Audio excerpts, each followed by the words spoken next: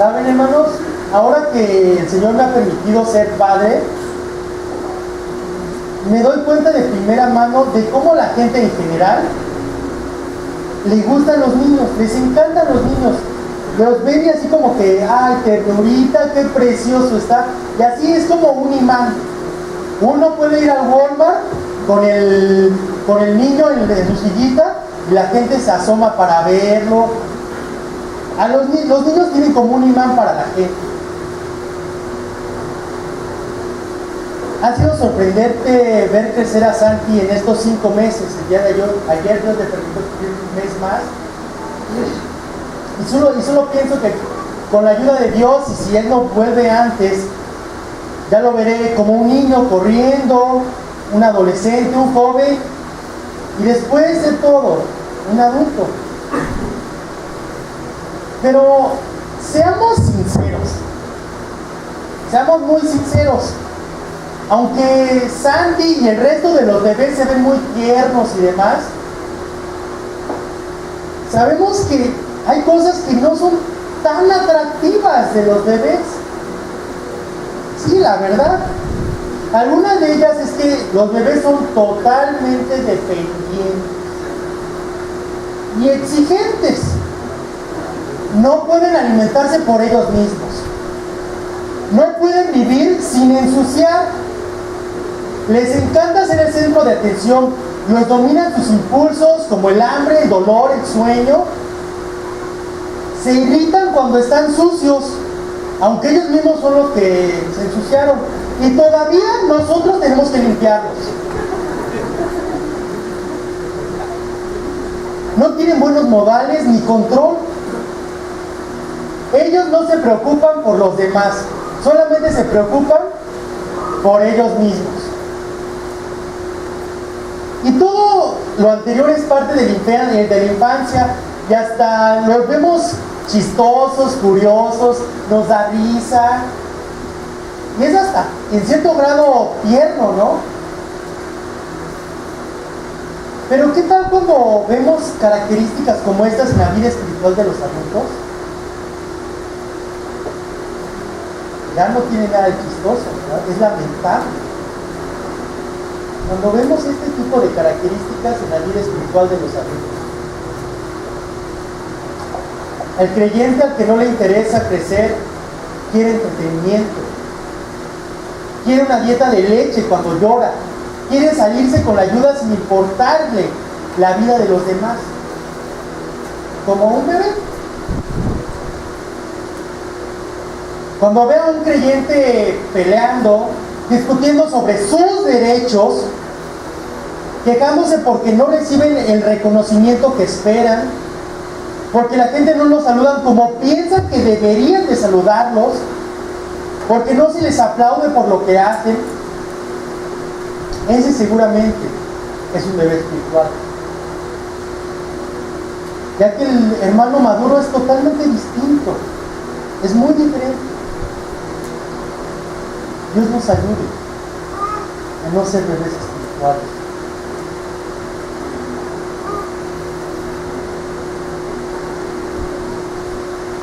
Lamentablemente esta problemática,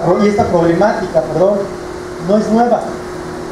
Desde el tiempo del apóstol Pablo se daban esos casos, creyentes que no querían crecer a pesar de la gran ayuda otorgada por Dios. Pablo en diversas cartas habla contra estos hermanos, pero en nuestro pasaje de estudio él no habla de los que no crecen, al contrario, les está hablando a hermanos que están creciendo, que van madurando en la fe, que iban avanzando, hermanos que en algún momento habían estado muy atribulados, pero Dios había derramado de su paz para animarles. No obstante, a pesar de que eran buenos hermanos, Pablo les anima a seguir de la misma manera. Y después de darles una gran parte en su carta, de muchas instrucciones de cómo deberían comportarse, Pablo termina su carta a ellos con 4 prácticas que debían tener para su crecimiento espiritual, 4 prácticas que debían tener para su crecimiento espiritual, y les recuerda el elemento fundamental, para poner estas prácticas en acción. Abramos nuestras Biblias, por favor, a 1 Tesalonicenses 5, 23 al 25. 23 al 28, perdón. 1 Tesalonicenses 5, 23 al 28. Primera carta a los Tesalonicenses 5, versículos 23 al 28. Le voy a dar lectura.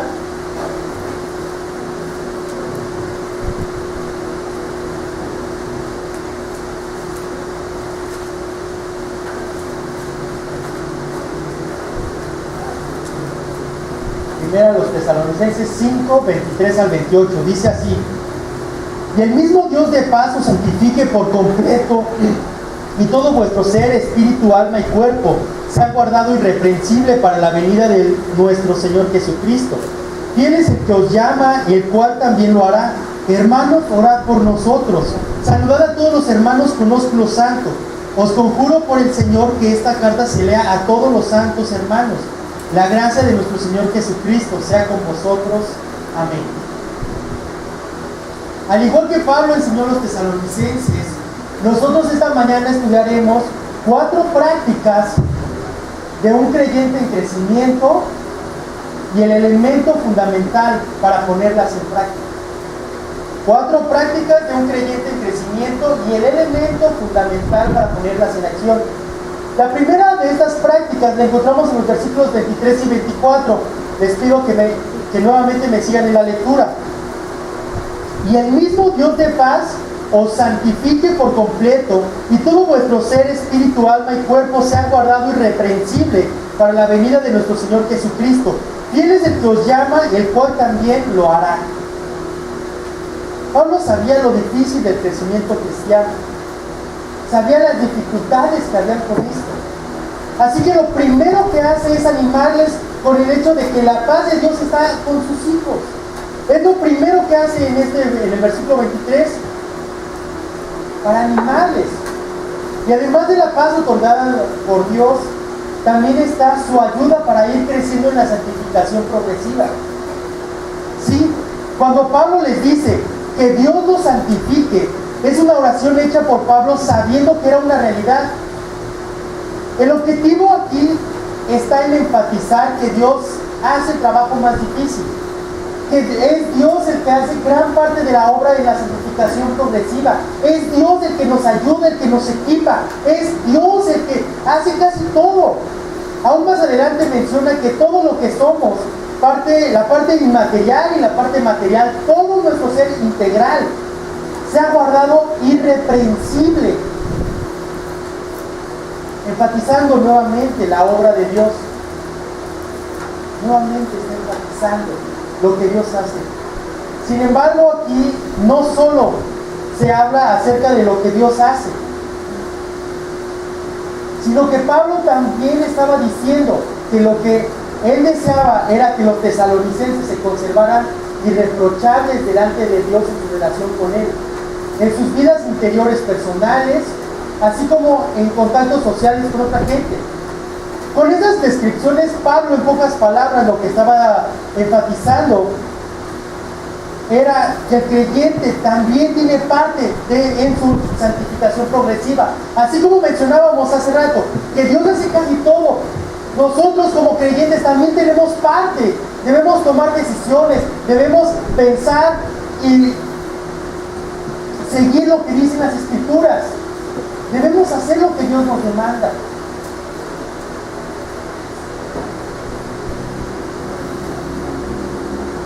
Para tener vidas irreprochables delante de Dios.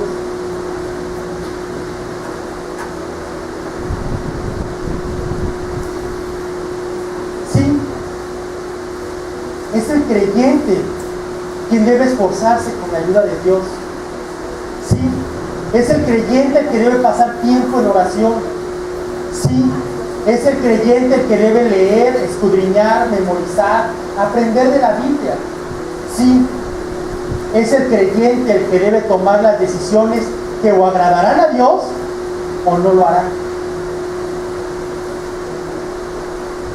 Este hecho de ser santificados y de ser guardados irreprensibles es el que vivamos vidas apartadas para Dios, el que sigamos los estatutos divinos, el que lo obedezcamos en todo, el que nos entreguemos por completo a Él, el que nos rindamos ante el gran Dios que tenemos. Es el estar apartados del pecado y estar apartados de todo aquello que no le gusta a Dios, que le desagrada. Pero es estar apartados de esto para estar rendidos a Él, para vivir vidas santas. Pero saben, no es una tarea fácil. No es una tarea fácil. Es muy complejo vivir una vida como Dios la demanda. Nos cuesta trabajo. Esto puede traer a lo mejor desánimo, desaliento, frustración, tristeza. Es por ello que no estamos solos. No estamos solos. El mismo Dios que llama a los creyentes realizará todo esto por el Espíritu Santo que mora en nosotros.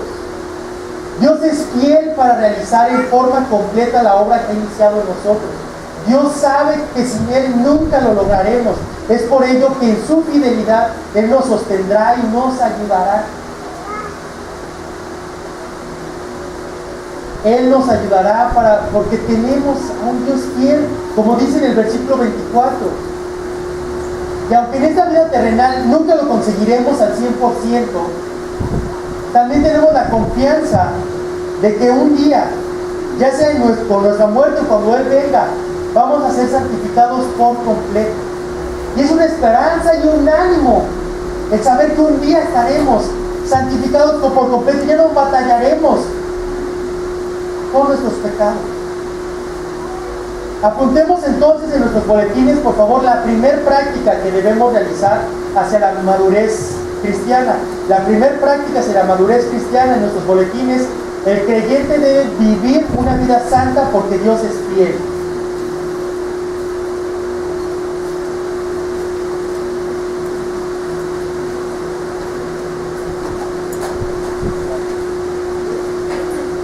El creyente debe vivir una vida santa porque Dios es fiel.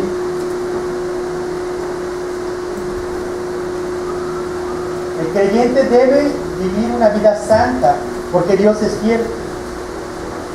Sin embargo, la madurez del creyente debe ser integral, abarcar el tener vidas santas, pero el apóstol Pablo aún es más específico. Veamos lo que nos dice el versículo 25 para descubrir la segunda práctica hacia la madurez cristiana.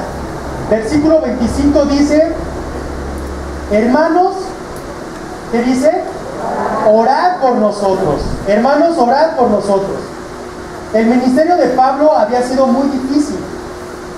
Él fue apedreado, perseguido, también había sido golpeado con varas, maltratado, había sufrido naufragios, etcétera, etcétera, etcétera. Había sido muy complicado para el apóstol Pablo.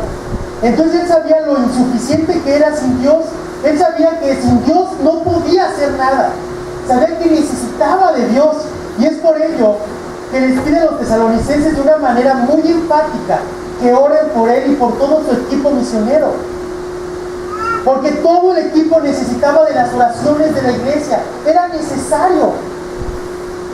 Pablo, al poner la palabra hermanos, además, en el versículo 25, fíjense cómo empieza con la palabra hermanos.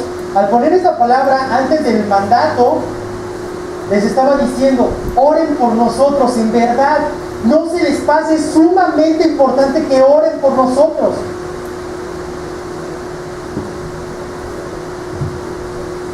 Es apremiante, sus oraciones son importantísimas. Además, también esa palabra hermanos refleja que este mandato también se los estaba pidiendo por el amor que existía entre ellos, por ser familia en la fe. Era una forma cálida de expresarles y de suplicarles. Es un mandato, pero con una súplica también. No se olviden de orar por nosotros.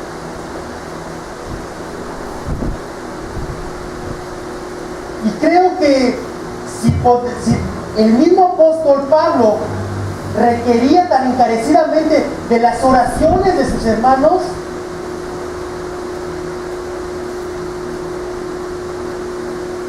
¿cuánto más nosotros no necesitaremos de las oraciones de los hermanos? Si el apóstol Pablo necesitaba urgentemente de las oraciones de los hermanos, ¿nosotros qué creen, hermanos?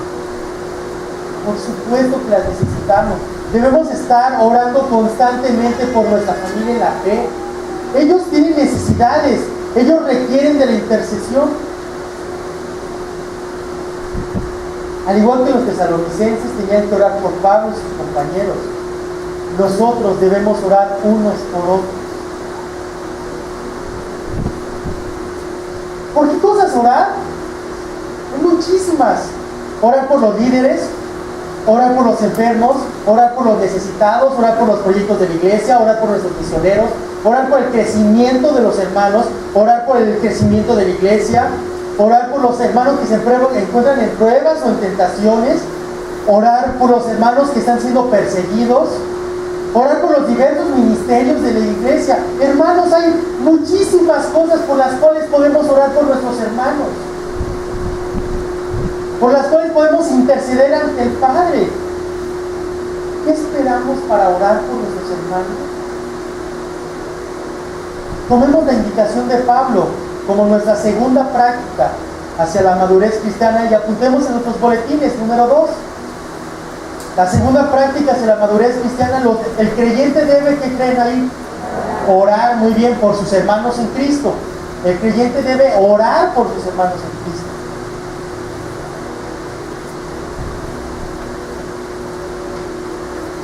Y esta segunda práctica va muy ligada con la tercera práctica que vamos a ver en unos instantes. Y aunque es sumamente importante la oración, los creyentes no solamente llegaremos a la madurez por tener una vida santa y en constante oración, sino que hay más, hay mucho más. Veamos el versículo 26, por favor. Saludad a todos los hermanos con ósculo santo. Saludad a todos los hermanos con ósculo santo. ¿Qué es eso? ¿A qué se refiere?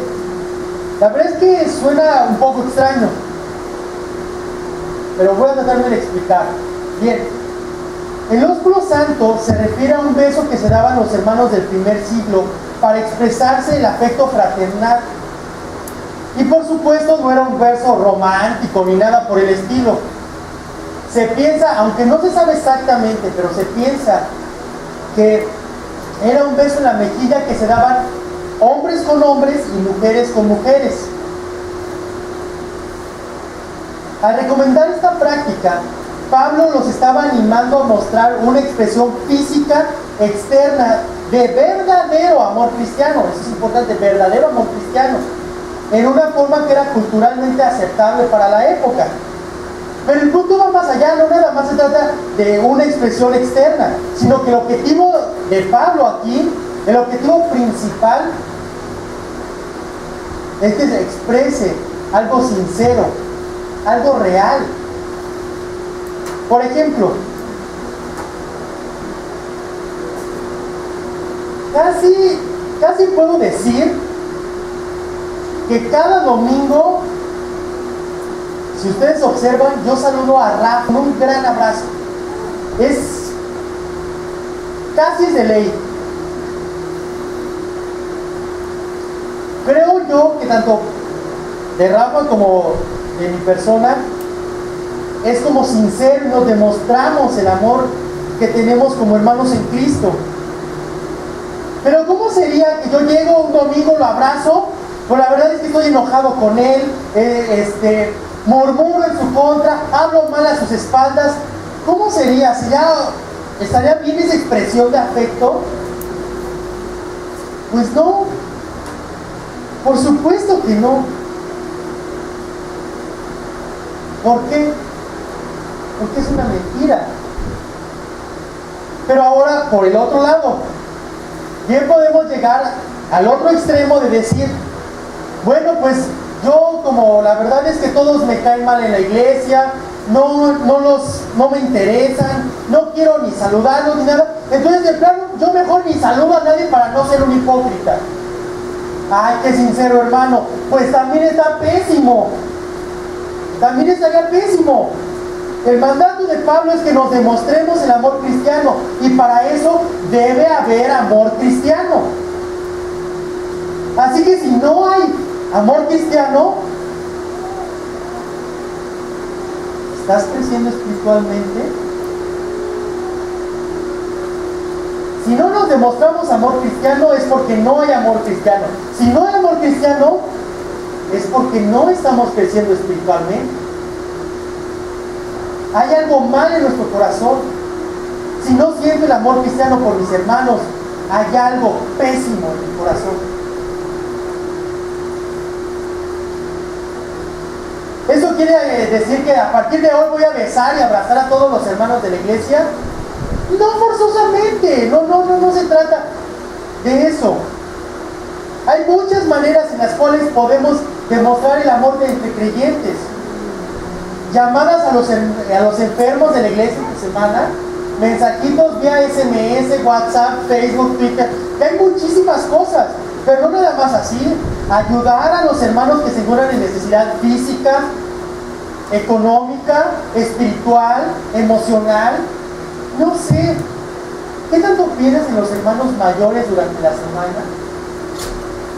¿Qué tanto piensas en los hermanos que no tienen trabajo?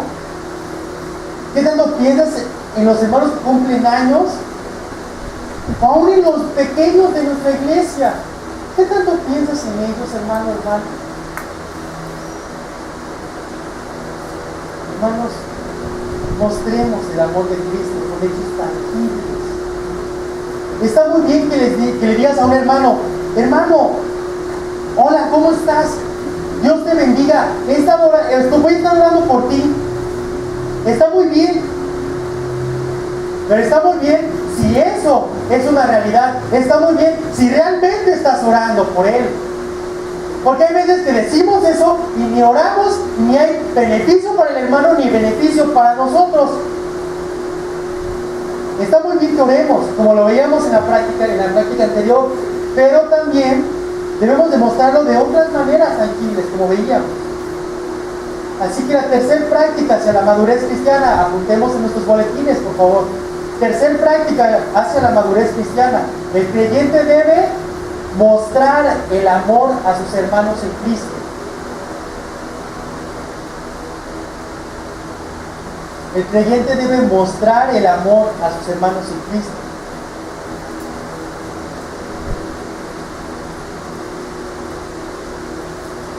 Pasemos ahora al versículo 27, por favor.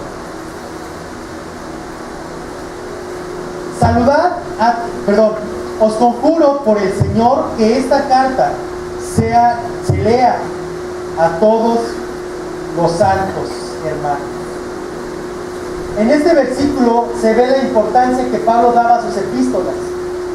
Su deseo y mandamiento directo fue que esa carta se leyera a toda la congregación. Él pone a sus lectores bajo juramento al decir, os conjuro. Pablo con este versículo les estaba mandando que todos los de la iglesia debían escuchar lo que decía la carta. Todos debían atender a su llamado. Todos debían poner atención a sus palabras. Pero ¿por qué hace esto? El que se leyera esta carta era tan importante porque es la palabra de Dios. En la lectura de las Escrituras, los necesitados iban a encontrar consuelo, los desalentados recibirían ánimo y los desesperanzados recibirían la esperanza del Señor. Los líderes de la iglesia debían leer esta carta porque es la palabra de Dios, y los miembros de la iglesia debían atender a la carta escrita por Pablo, pero revelada por Dios mismo. Una cuarta práctica hacia la madurez espiritual es el aprender continuamente de las Escrituras, el estar atentos a lo que Dios nos dice por medio de su palabra. Aprendemos de las Escrituras, ¿cómo? Leyéndolas, nada más, memorizándolas, tomando clases, escuchando predicaciones, estudiándolas, empapándonos de ellas, sumergiéndonos en la profundidad de lo que declaran. La palabra de Dios tiene respuesta de verdad. Escuchen eso, hermanos. La palabra de Dios tiene respuesta a todos los ámbitos de la vida. Así que para saber qué hacer o qué decisiones tomar para que agraden a Dios, debemos estar en contacto continuo con la palabra de Dios. Es por ello que para que una persona esté madurando en la fe, debe leer su Biblia, debe estudiarla, sentarse con ella, ver buenos comentarios bíblicos de otros hermanos, meditar en cómo la palabra le aplica a su vida. ¿Saben? Muchas veces decimos o pensamos que estamos creyendo y ni siquiera leemos la Biblia. ¿Es esto posible? Bueno, para empezar, ¿es esto creíble? ¿Es lógico? No, hermanos. No se puede, es imposible. Así que si tú o si yo no estamos leyendo la Biblia, no estamos estudiándola, no estamos creciendo. Quitémonos, saquémonos esa idea de la cabeza. Si no estudio la palabra de Dios, no crezco. No se puede, hermano.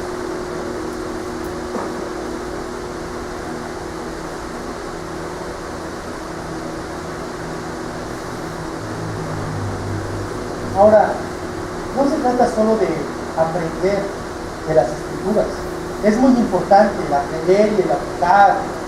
Pero después de aprender, debemos enseñar a otros lo que ellas dicen. Algunos tenemos el privilegio de ser maestros o predicadores. Y gracias a Dios por ello. Pero solamente dando clases o predicando podemos enseñar de las Escrituras. Hay muchas formas más. Muchas formas más.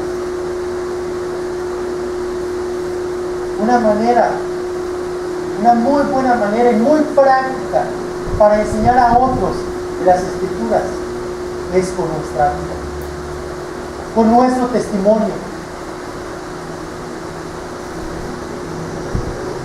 Podemos enseñar con nuestras vidas, dando testimonio a otros de cómo nuestras vidas han sido impactadas por Dios por medio de su palabra. Es una herramienta eficaz para hacerlo. Así que la cuarta práctica hacia la madurez cristiana, apuntemos en nuestros boletines, cuarta práctica hacia la madurez cristiana es: el creyente debe aprender y enseñar la palabra de Dios. El creyente debe aprender y enseñar la palabra de Dios.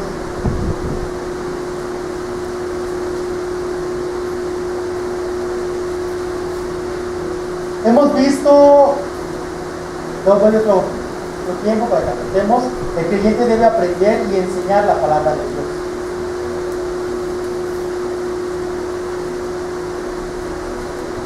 Hemos visto hasta aquí 4 prácticas hacia la madurez cristiana. Número 1, vivir vidas santas porque Dios es fiel. Número 2, orar por los hermanos. Número 3, mostrar el amor. Mostrar el amor cristiano. Y número 4, aprender y enseñar la palabra de Dios. Muy bien. No obstante, si vemos detenidamente estas 4, nos damos cuenta que el panorama completo no es sencillo. No es nada sencillo. El poder cumplir cada una de estas a cabalidad es difícil. Y es por ello que no estamos solos. Es por ello que no nos debemos ni nos podemos sentir solos. Veamos versículo 28. La gracia de nuestro Señor Jesucristo sea con vosotros. Amén. El elemento fundamental para poder poner en acción estas 4 prácticas hacia la madurez cristiana es la gracia divina. Número 5 en nuestros boletines, por favor. Número 5 en nuestros boletines. El creyente debe confiar en que la gracia de Dios está de su lado. El creyente debe confiar en que la gracia de Dios está de su lado. El creyente debe confiar en que la gracia de Dios está de su lado.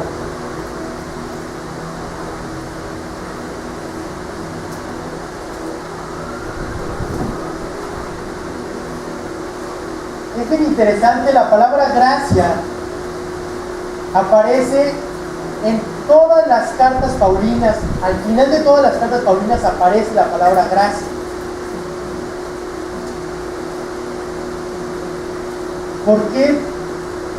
Porque imparte la gracia, es ese hecho de que se imparte el favor inmerecido e inagotable de Dios, revelado y recibido por medio del Señor Jesucristo. La gracia del Señor es la que nos salva y nos guarda. Nuestra vida espiritual y el compañerismo que disfrutamos son el resultado de esa gracia divina. Y es la gracia la que nos mantiene victoriosos sobre el pecado y la maldad del mundo. Esa gracia de Dios nos ayuda a guiar nuestra vida cotidiana. Nos protege de aquellos y de aquel que busca que caigamos. La gracia de Dios se ve en nuestro trato con las personas.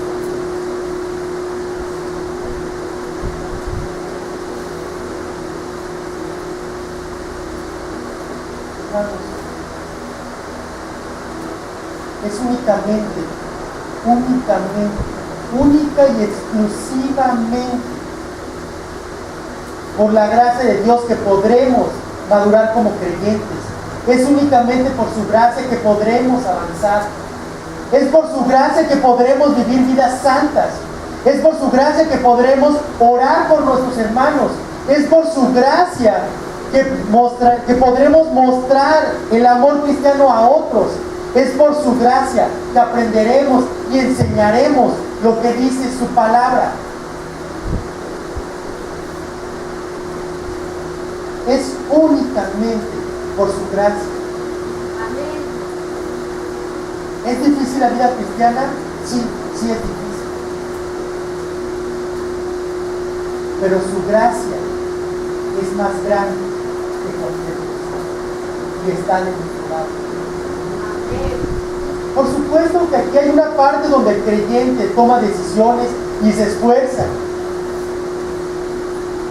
Pero la parte fundamental y más importante está realizada por la gracia divina. Debemos confiar en que Dios hace gran parte del trabajo, lo cual debe ser de gran ánimo y de gozo. Porque sabemos que no estamos solos. Dios está de nuestro lado y nos da lo necesario para ser creyentes maduros para su gloria.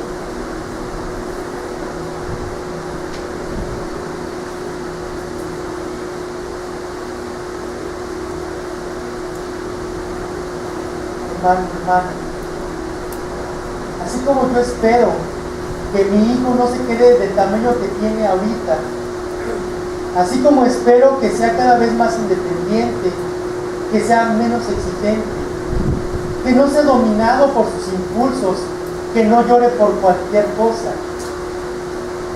así como yo espero eso,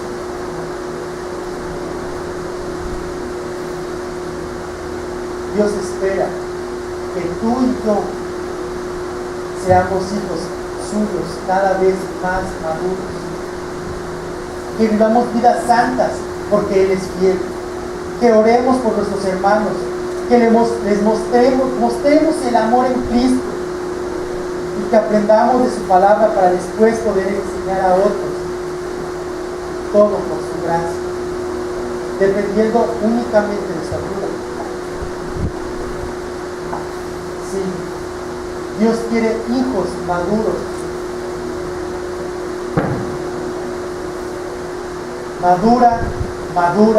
Madura. ¿Cómo? Vive una vida santa porque Dios es fiel. Nos ayudará. Ora por tus hermanos. Demuéstrales el amor en Cristo.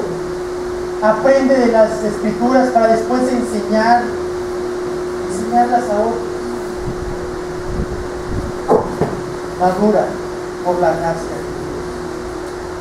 Vamos a ver. Dios, te damos muchas gracias por tu palabra, porque es clara y nos reta y redarguye en nuestros corazones. Tu Espíritu a través de tu palabra lo hace. Gracias, Dios.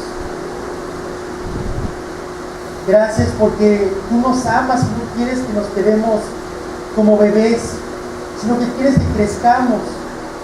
Ayúdanos, por favor, Señor, a vivir vidas santas, a orar por nuestros hermanos. Ayúdanos a mostrar el amor en Cristo, a aprender y enseñar de tu palabra, dependiendo siempre de tu gracia. Ayúdanos, por favor, a ser hijos maduros, que te den gloria, que te honren, que te exalten a ti, porque solo tú lo mereces. Ayúdanos, por favor, en el nombre de Cristo Jesucristo. Amén.